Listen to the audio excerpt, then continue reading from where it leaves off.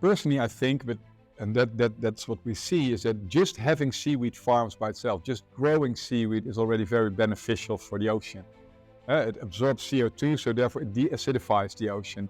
It acts as a kind of a habitat for marine biodiversity.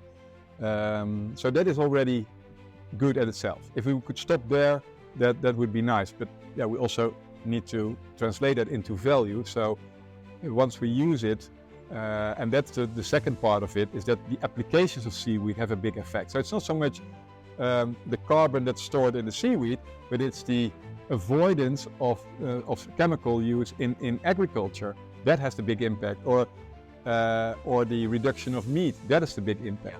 So if you saw it on the video, 1 kilogram of beef treated with the seaweed blend saves 8 kilograms of CO2, 1,800 liters of water. That's amazing. That's a lot of showers.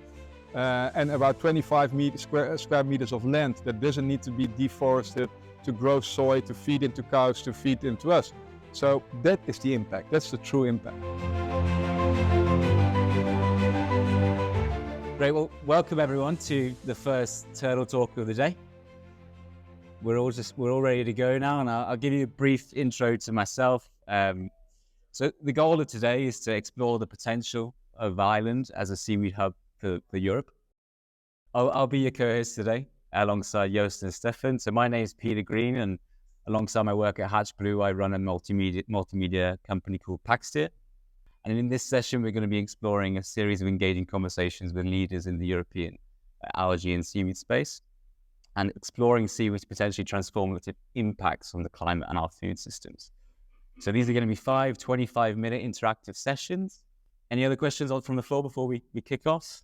Ben? It's pretty cool to be a co-host. It's like, I like it already. So we decided to start, so I can a little bit experience how it is, and if it doesn't hurt, then we can invite the other guests. So first talk of the day is Joost, obviously the brilliant CEO of the Seaweed Company.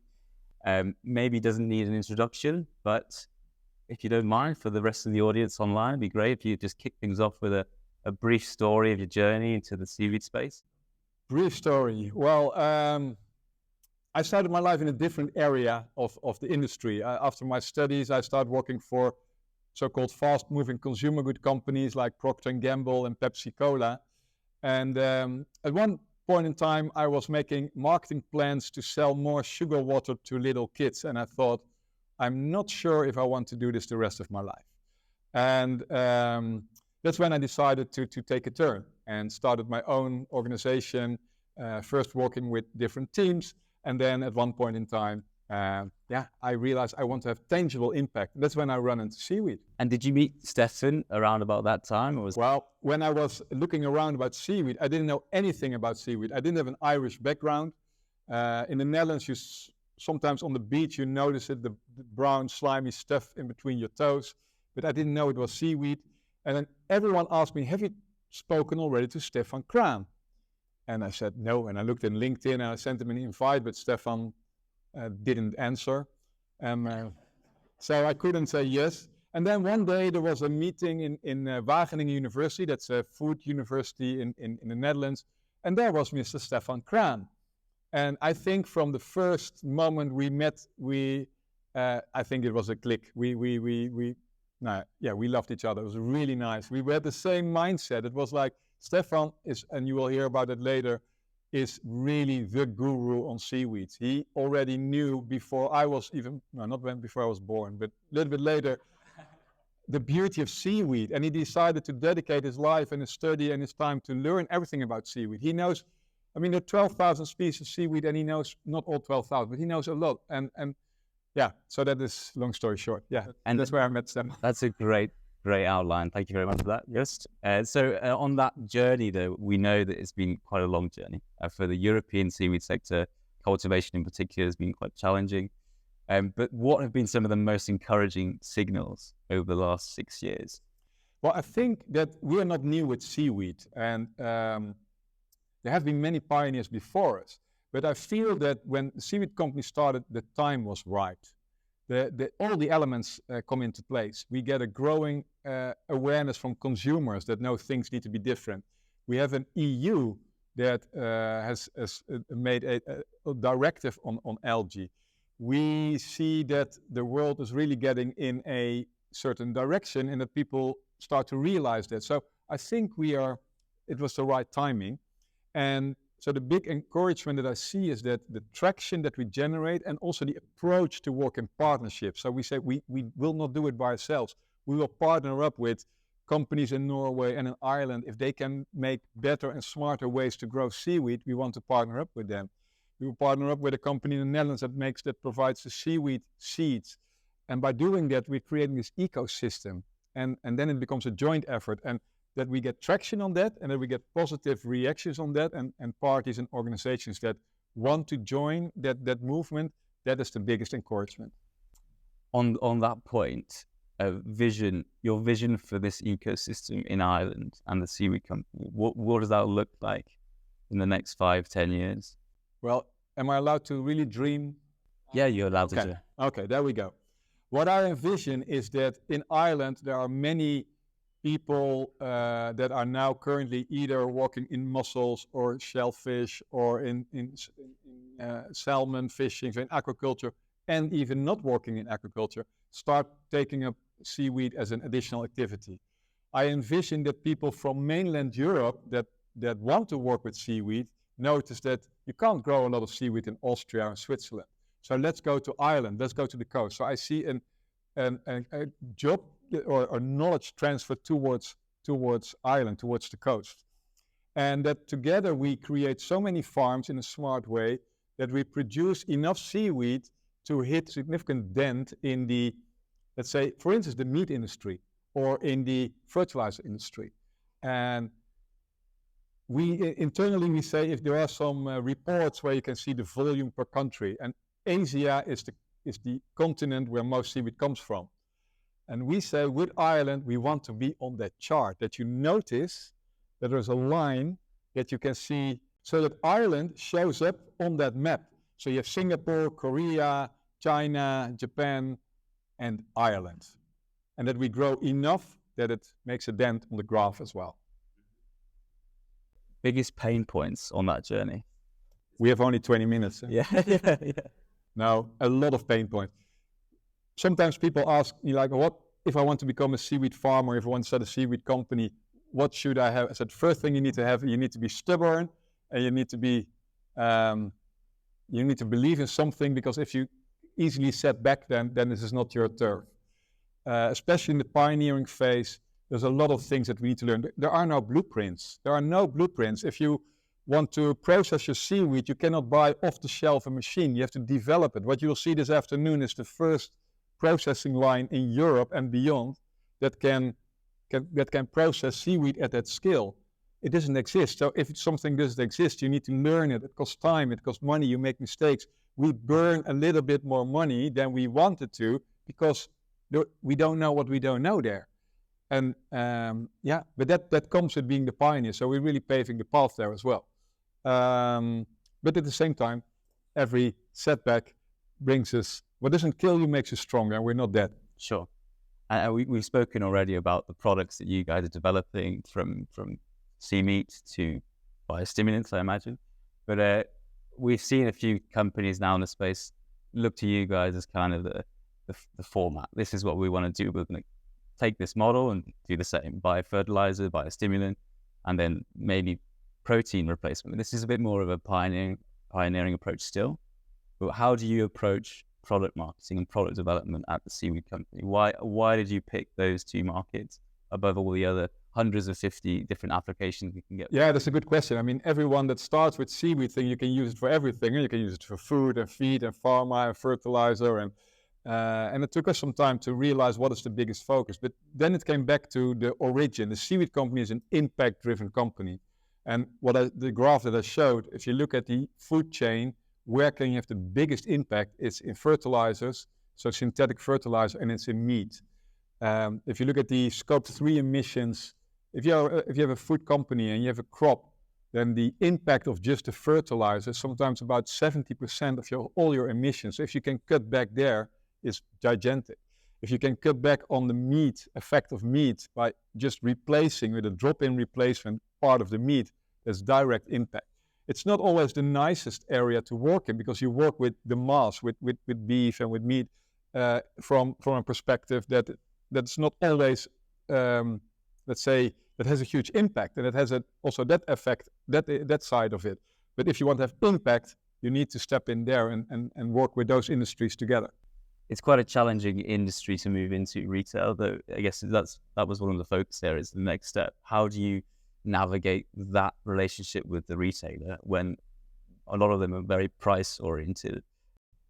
Luckily, and that's also the sign of the times, also retailers have to make a change, and they commit that publicly. They say, like, these are, for instance, the commitments of SuperValue or Lidl or Aldi or Albert Heijn in the Netherlands or Rewe in Germany or Aldi. I just said Aldi already twice. You have Aldi North and you have Aldi Sud. So they commit commitments, but the challenge in the food chain is the climate interventions are extremely difficult, challenging, because it's a very fragmented market. So seaweed is a scalable climate intervention, and that makes it interesting. And the moment we can get our price of seaweed down, and that's why we need to scale up, so it can compete with mass meat prices, for instance, then it becomes an economic reason to change it. And then we are fast forwarding this impact, because then we can speed that up. And retailers understand that. They see that. The reason they were not interested in the beginning was that there was no seaweed.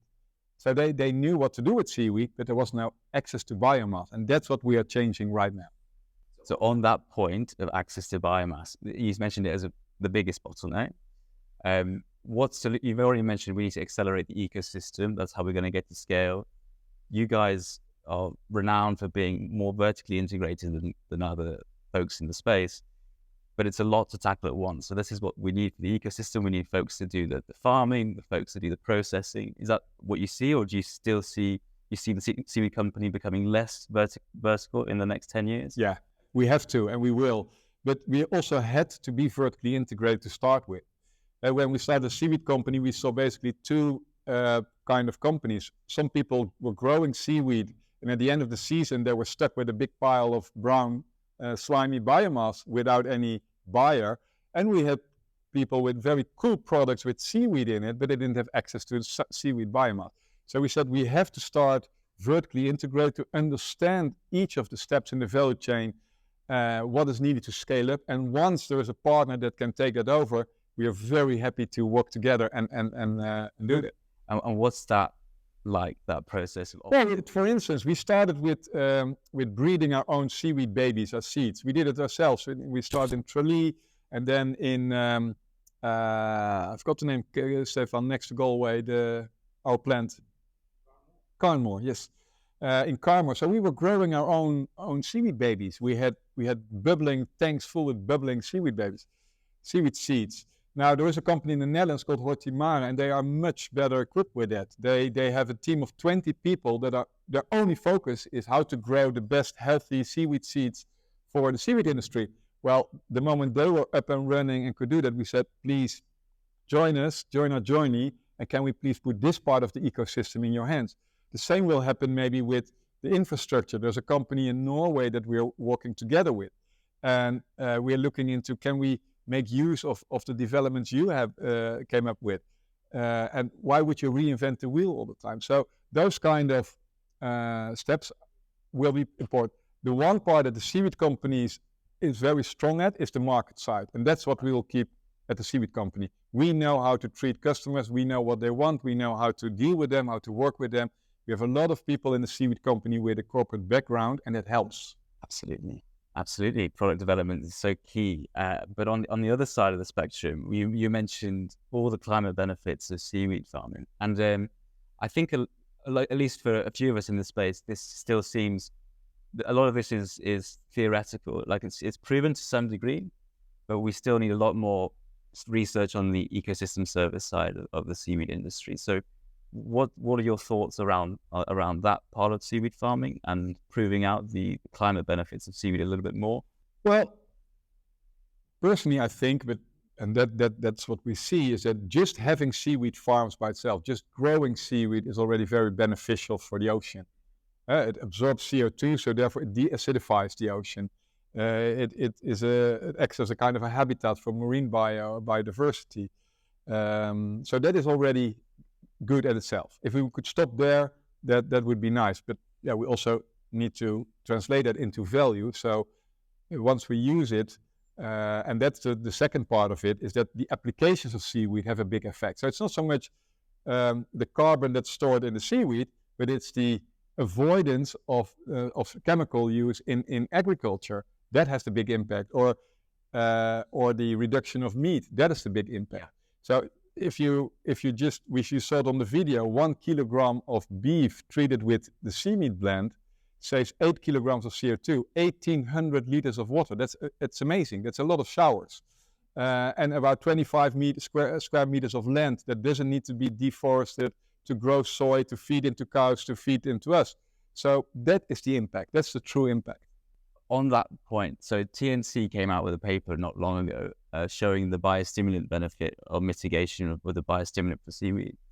But you guys are already doing this before it was more widely known, so that you act as that pioneer, which is a very challenging place to be because you take a bit of the brunt, but also... But it's also the most fun part to be.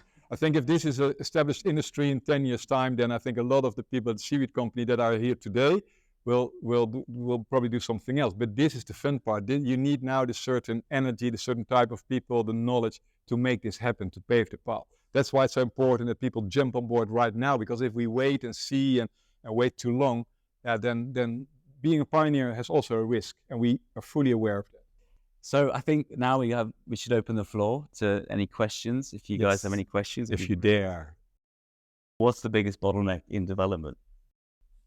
At the moment, I would say it is in the area of growing the amount of farms. So we are looking, how can we work together with farmers in Ireland along the Irish coast? And there are already some here in the room, so make sure you talk to them later on. And that will be the first validation to do that. So apart from Jerry, who shows that you can how to become a seaweed farmer as well, next to the shellfish, we will see other farmers that join that. And what we try to offer there is the ecosystem. So if you farm and you then can deliver to the Seaweed Company, we can process it and market it. That makes it easier to step into that. But the bottleneck there is also in getting the licenses, in changing the activity in that license. So right now, the license is for mussels or for shellfish or for salmon. It should become easier to also add seaweed. It should be easier to try out different structures to grow in. So if you can improve the productivity of the farm, and those things we cannot influence at all. But by showing, improving that, and we can tackle that bottleneck, that would be great. That's one of the bottlenecks. Great answer. Any other questions on the floor? Over there. Perfect.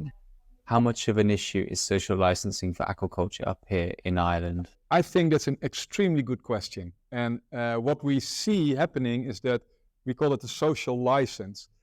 Especially along the coast, we do also need to educate the coastal communities. Like, what does it mean? There have been examples in the UK, for instance, where someone wanted to build a seaweed farm, and the local community said, like, guys, do you know, these are all kind of boys in the bay, we don't want this. So there's a lot of unawareness.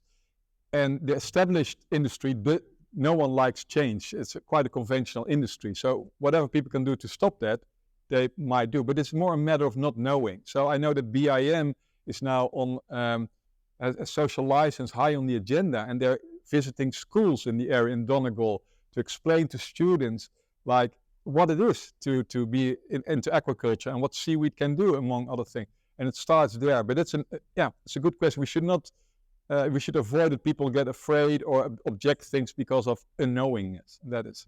But we have not seen any issues there yet. We want to keep it like that. Yeah. Good point. We do struggle down south in the UK, absolutely the southwest. We had a big issue flare up in Cornwall, and it's still ongoing, and it has a lot of issues deregulating the whole UK sector anyway.